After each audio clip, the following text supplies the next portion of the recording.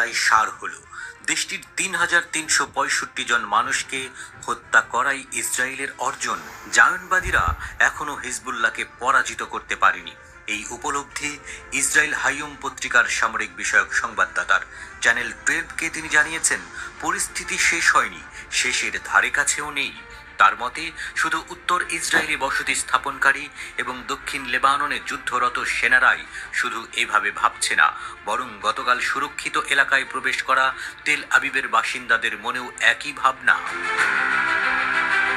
এমন ভাবনা ছড়িয়ে পড়ার প্রেক্ষিতে চ্যানেল 12 বলছে, সময়ের সাথে সাথে ইসরায়েলের অর্জন কমে আসছে। প্রতিশোধমূলক হামলার আশঙ্কায় বেশ দুশ্চিন্তা ভারাক্রান্ত দিন কাটাচ্ছে ইসরায়েল।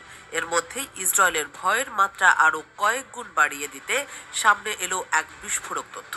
জানা গেছে, প্রতিরক্ষামূলক টানেল নেটওয়ার্ক নির্মাণ করছে ইসলামী প্রজাতন্ত্র ইরান। দেশটির রাজধানীতে এটি নির্মাণ করা হবে বলে জানিয়েছে তেহরানের সিটি কাউন্সিলের এক শীর্ষ কর্মকর্তা। 12 নভেম্বর মঙ্গলবার ইরানি সংবাদ সংস্থা তাসনিম নিউজ এজেন্সির বরাত দিয়ে রয়টার্স জানিয়েছে, বর্বর ইসরায়েলি আক্রমণ থেকে রক্ষা পেতেই এই টানেল নেটওয়ার্ক নির্মাণ করা হচ্ছে। তেহরানের টানেল নেটওয়ার্ক নির্মাণের এই ঘোষণা এমন এক সময় এলো যখন 1 মাসেরও কম সময় আগে ইসরায়েল শহরটিতে হামলা চালিয়েছিল। ইরানের শীর্ষ নেতৃত্বদের সুরক্ষার জন্যই এই টানেল নেটওয়ার্ক নির্মাণ করা হবে বলে জানিয়েছে তেহরানের সিটি কাউন্সিলের পরিবহন বিষয়ক বিভাগের প্রধান। হত হয়েছে হিজবুল্লাহর 4 সেনা।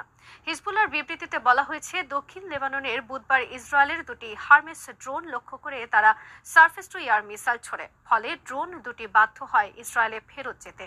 লেবাননের স্থানীয় বিভিন্ন গণমাধ্যমের খবরে বলা হয়েছে, বুধবার দক্ষিণ লেবাননে দুই পক্ষের যুদ্ধে হতাহত হয়েছে বিপুল সংখ্যক সেনা। আহত নিহত সেনাদের উদ্ধারে হেলিকপ্টার মিশন পরিচালনা করে ইসরায়েল আর্মি।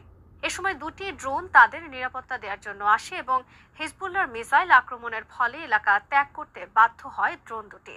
এদিকে স্থল অভিযানের পাশাপাশি বুধবার লেবাননের রাজধানী বৈরুত সহ বিভিন্ন এলাকায় চালিয়েছে তীব্র বিমান হামলা। এতে হতাহত হয়েছে অনেক লেবানিস। লেবাননের পাশাপাশি সিরিয়ায়ও বুধবার বিমান হামলা চালায় ইসরায়েল। অপরদিকে সিরিয়ায় বুধবার টানা দ্বিতীয় দিনের মতো বিমান হামলা চালিয়েছে যুক্তরাষ্ট্র।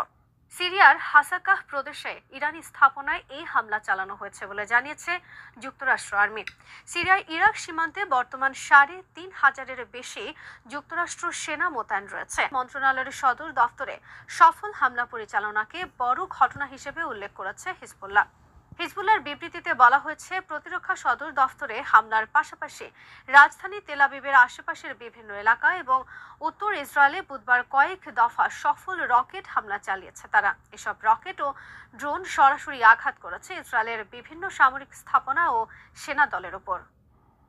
বিশ্বের শীর্ষ 50টি বিমান কোম্পানির তালিকায় স্থান পেল তুরস্কের দুটি সমরাজুল্লাহ।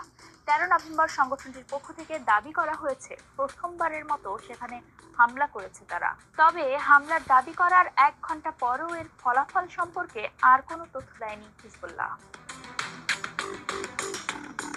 এর দাবি অনুযায়ী তেল আবিব শহরের ব্যস্ততম ওই এলাকায় হামলা কিংবা এর প্রভাব সংক্রান্ত কোনো খবর পাওয়া যায়নি। শোনা যায়নি শহরে কোনো হামলার কোনো সতর্ক সংকেত।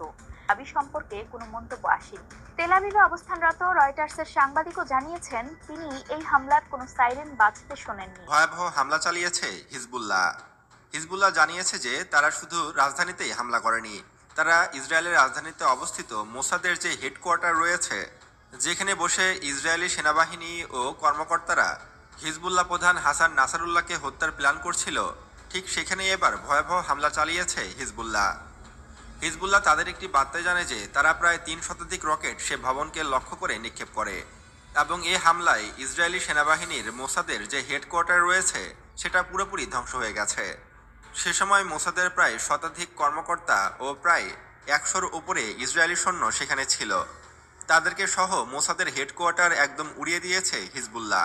রোম জানায়, তাদের যোদ্ধারা অপারেশন খাইবার সিরিজের অংশ হিসাবে 70টি সফল মিশন পরিচালনা করেছে এবং তাদের বাহিনী হিজবুল্লাহ ইতিমধ্যেই ইসরায়েলের প্রায় 3টি গ্রাম দখলে নিয়েছে এবং আরও একটি গ্রাম দখলে নেওয়ার জন্য আপ্রাণ লড়াই চালিয়ে যাচ্ছে হিজবুল্লাহ। লেবাননের এই সশস্ত্র যোদ্ধা হিজবুল্লাহ জানায়, তাদের ড্রোন ইসরায়েলের টিবেরিয়াস উপজেলার একটি সামরিক ঘাঁটিতে আক্রমণ চালায়, যার ফলে ইসরায়েলি সামরিক বাহিনীর মধ্যে ব্যাপক ক্ষয়ক্ষতি ও প্রাণহানি ঘটে। হিজবুল্লাহ আরও জানায় যে তাদের তৈরি মিসাইল ও রকেট হামলার মাধ্যমে তারা ইসরায়েলের আল মালাদ তারাশিফা সাফেদ ও হাইফা শহরকেও লক্ষ্যবস্তু করেছে। পড়তে হয়েছে। এটি সেপ্টেম্বরের শেষের দিকে শুরু হওয়া যুদ্ধে একদিনের সবচেয়ে বেশি ক্ষয়ক্ষতি, তবে এতে তারা থামবে না।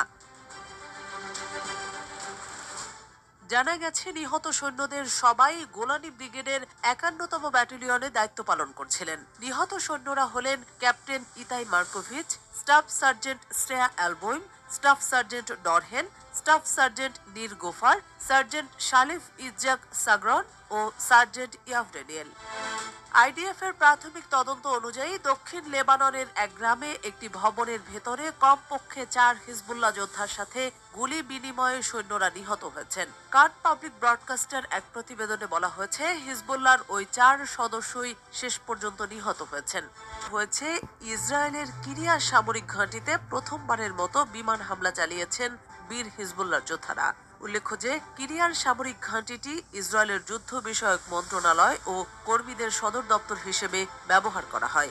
একই সঙ্গে ইসরায়েলের যুদ্ধ ব্যবস্থাপনা ও বিমান বাহিনীর যুদ্ধ নিয়ন্ত্রণ ও তত্ত্বাবধান কর্তৃপক্ষের কার্যালয়ও সেখানে রয়েছে। হিজবুল গ্রুপ জানায় তাদের যোদ্ধারা অপারেশন খাইবার সিরিজের অংশ হিসেবে ৭০টি সফল মিশন পরিচালনা করেছে।